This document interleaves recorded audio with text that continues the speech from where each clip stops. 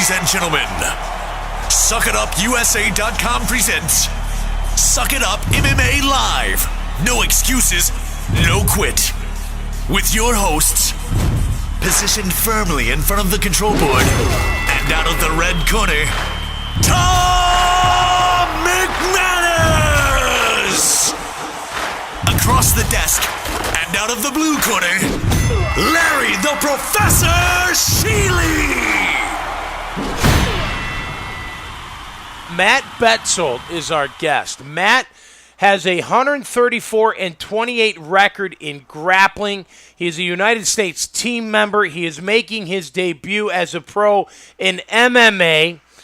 He is a father of two, dedicated husband as well. You would say, well, Tom, a lot of your guys that you have on the show are just like that. Yes, you are correct, but one difference, Matt Betzhold has been doing it with one leg his entire career, life. Professor. Isn't that amazing? It is very, very amazing, and it's an honor to have him here on MMA Live on the Suck It Up Radio Network at SuckItUpUSA.com. Matt Betzhold is our guest, like I said. Let's say hello to Matt right now. Matt, good afternoon to you. How you doing? Thanks for joining us here on MMA Live with the Professor, Larry Sheely, and Tom McManus. Great to have you. Good afternoon. It's good to be here. How you guys doing today? Fantastic, Matt. This is Larry Sheely. Thanks for coming on, buddy. I got to tell you, man. Thank you for having me. I asked for a little bio, and I read this, Tom. Yeah, and I kid you not, I wanted to go run through some walls. Yeah. I mean, it is the most motivating Yep. story we've had to date for me while I've been here on Suck It Up. So, Matt, thanks a million for coming on. Look forward to sharing your story with us. Yeah. Oh, yeah, no, it's awesome. Thank you guys for having me. Yeah, Matt. Pleasure. I briefed the audience before you phoned in about your story, about your backstory, where you're at, where you've been, where you're going. I mean, you fit the credo of suck it up, join the movement, living life to the fullest, no matter what, no excuses, no quit. I know you MMA guys already live that, but with what you've been through physically, mentally, emotionally, and where you are today, it truly is the ultimate suck it up story. Take us back to your childhood, to where the adversity first started and how you ended up dealing with it today, if you would. Well, I mean, the adversity first started just, getting over the fact that I lost something that was a part of me. And, that was tough. And that was at 5 years old? Was that at 5 years old? Yeah, 5 years old. And I was in a coma through my 6th birthday. So I went in the coma when I was 5, and I got out of the hospital missing my leg at age 6. Wow. So, and just getting over the fact that losing my leg, it's so young, was tough. Learning to walk again, learning all my motor skills again, because I lost a lot of motion in my limbs just from being in a coma for 6 weeks without exercise and movement. So, my muscles and ligaments and tendons all tightened up on me. I couldn't really move any limbs. And I was in a wheelchair for the first 2 years, after I lost my leg. And just kids would pick on me. Going to school was a big part, big struggle for me. And I was always in and out of schools from, fighting. And, kids would pick on me because of my leg. And, that was my first struggle with my leg. And once I got over, the whole, feeling sorry for myself, from after losing my leg. And, that was also hard. So I got over that pretty quick. And, thanks to my support system, my family and all that I had. And, that was my first struggle, if that answers your question. Well, that's a absolutely. pretty strong struggle, my friend. No kidding. And you answered it, not just here on the show, but you've answered it every day of your life and made the most of everything that you could. How did you get into the fight game, Matt?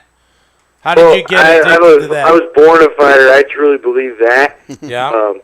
It just took a while to find me. It found me when I was 17, I watched UFC growing up, and I never really thought that I could do it, whether it be my leg or just the lack of connections in the game. And at first, when the UFC first came out, there was no gyms ever. Everything was karate or wrestling or boxing. It was all one sport. So, I've done some form of martial arts my whole life, But as far as mixed martial arts today, traditionally, what you see today, I found it at age 17 when I went to an MMA show, and they had the announcers telling us where we could go to train after the show. And sure enough, my brother and I went and checked it out, and I fell in love with the sport since then, you know. But I have a wrestling background, you know, boxing background, and you know, I've always trained some kind of martial arts because I never really was good at any other sport, you know, besides baseball, you know, because I couldn't really run. I never really could run fast. So, Right. you know, it was either baseball or wrestling for me. You know, I could hit the ball far enough to, you know, run to the next base, and then I had to count on the next person to get me to base so I can get home. And wrestling was just natural for me. I was Matt, when so did low you- to the ground, so I would always get takedowns in the wrestling programs I would do when I was a kid. At what age did you start wrestling, Matt? I wrestled when I first started wrestling. I was 8 years old, and I loved it. And the reason that I never really pursued it much in high school because I was always getting in trouble with like street fights and, you know, with kids at school. So I never really was on the wrestling team. I'm not making excuses, but that's the reason that I never really wrestled as going through high school. Right, So, right. and then after high school, I found jiu-jitsu and grappling, and then, you know, I took it from there. You know, that's all, the rest is history, I guess. You know. Yeah, well, we're looking at your grappling record is rather impressive. 134 wins, 28 losses to date. That 144 and 29 now today. attaboy. The last interviews. Oh, all Yeah, right. that's my grappling record right now. Good. That's great. How many matches you doing a month? How many you average? Well, before they would let me fight MMA, I was doing grappling tournaments like every month. You know, Okay. because I was, you know, I have this competitive drive inside me, and it's like, you know, I needed to compete some kind of martial art form. So, like, you know, there's no commission with grappling tournaments. So, you know, I would enter these grappling tournaments like every single month. You know, but since they started letting me fight MMA, that kind of slowed down because I got to focus more on like other things like striking and mainly my wrestling and striking. You know, and the jiu-jitsu's kind of like in my backyard. You know, but it's like I got to have that wrestling and that striking game. You know, starting in an MMA fight. So, got to keep the jiu-jitsu as a background, you know? Yeah, man, that had to be a challenge of its own. I mean, obviously, how long did it take you to feel comfortable in that part of the game? I mean, I still sometimes, you know, get hit hard enough, you don't really feel comfortable anywhere, you know? But I think that's for anybody, really, one leg or two legs or 8 legs, for that matter. Yeah, exactly. But, yeah, every day comes, I get a little more comfortable with the striking game, you know, taking hits and rolling with the punches.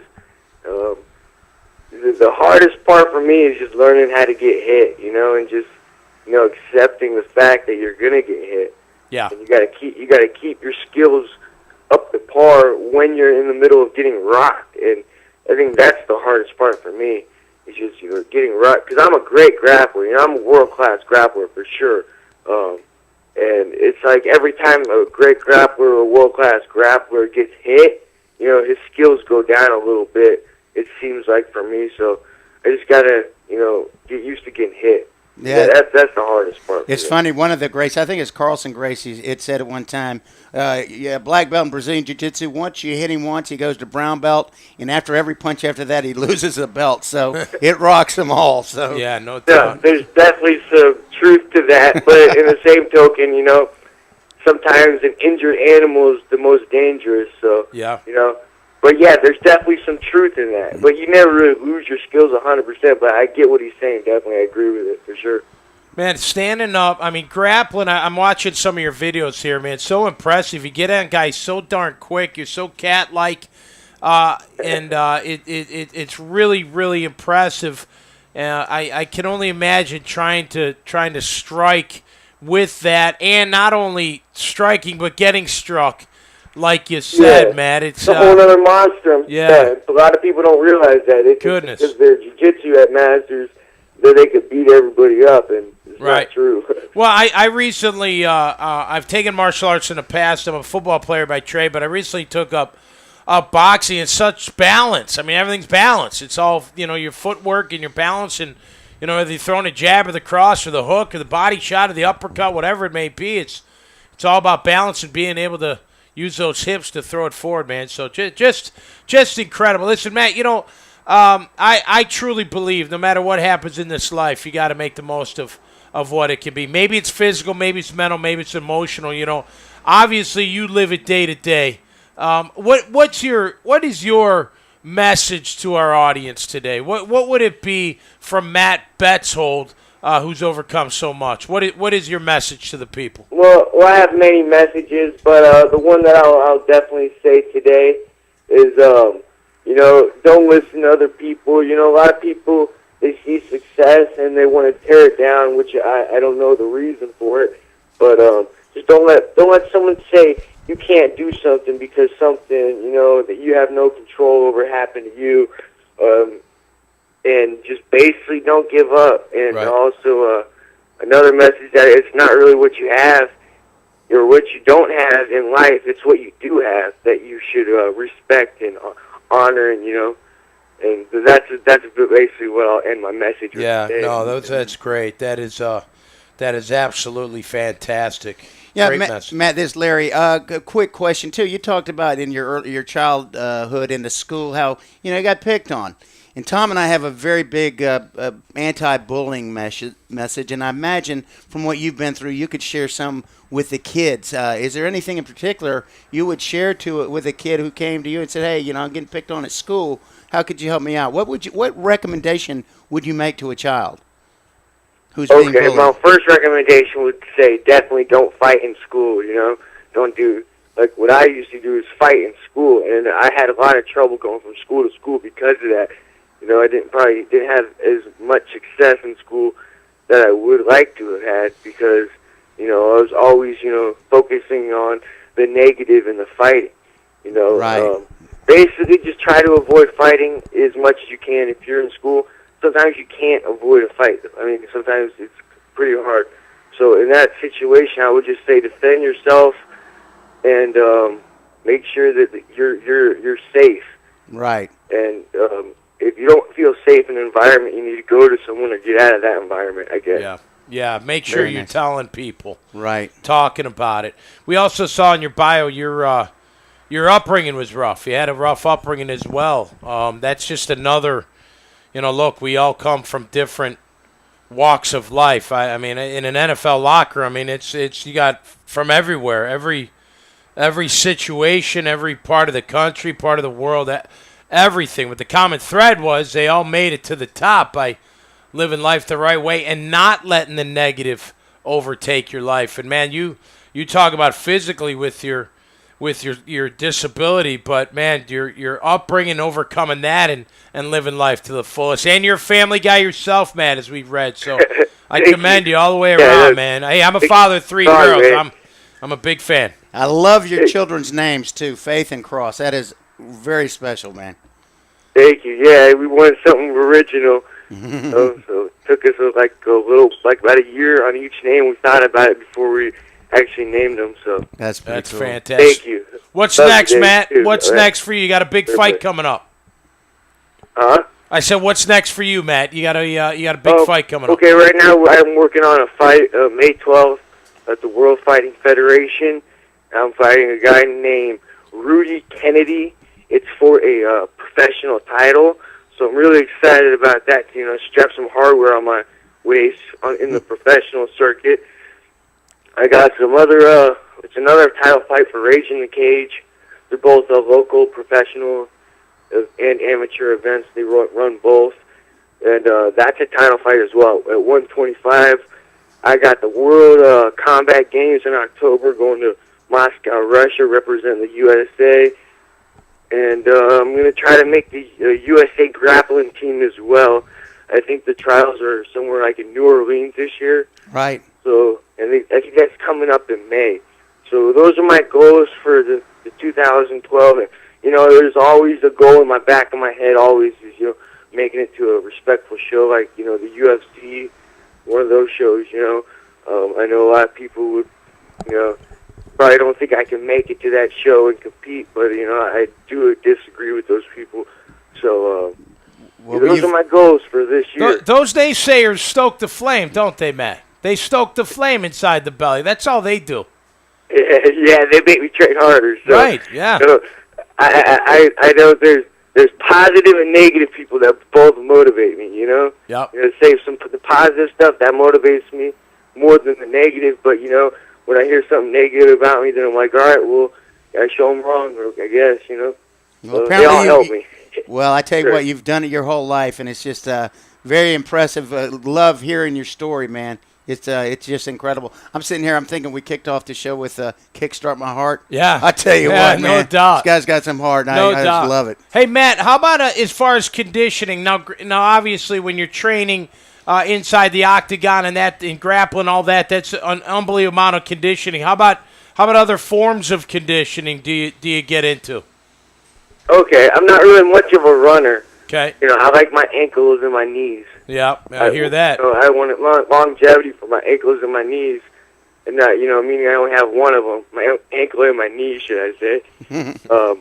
So I'm a big fan of swimming, biking, hiking. Yeah. You know, canoeing is for my heart, you know. Yep. Just sparring and rolling really hard constantly. Yep. You know, one of my biggest training, and this is a big secret, you know, I don't really tell much people about this, but it's kind of common sense, I guess, if you think about it, is when I'm rolling or fighting, I try to be moving nonstop. Mm-hmm. So, you know, even in practice, maybe not in a fight, you know, I might rest sometimes in a fight, but when I'm in practice, if I get like a side control position, and, you know, the submission's not there, you know, I can't really, you know, get anything off as far as the finish goes, I move to the next position right away, and I'm always, even if I'm in a great position like mount, I'll jump from mount to side control to backing, like, you know, just jumping all around in practice, always moving is one of my big cardio. Well, imagine if someone's grappling you, the secret comes out within about the first 30 seconds, if that's the game you're playing, man. They're going, what is this guy doing? He's all over me. Yeah, no kidding. That's great. Yeah, definitely. That's how I train, man. Just trying to always work my heart and my lungs out.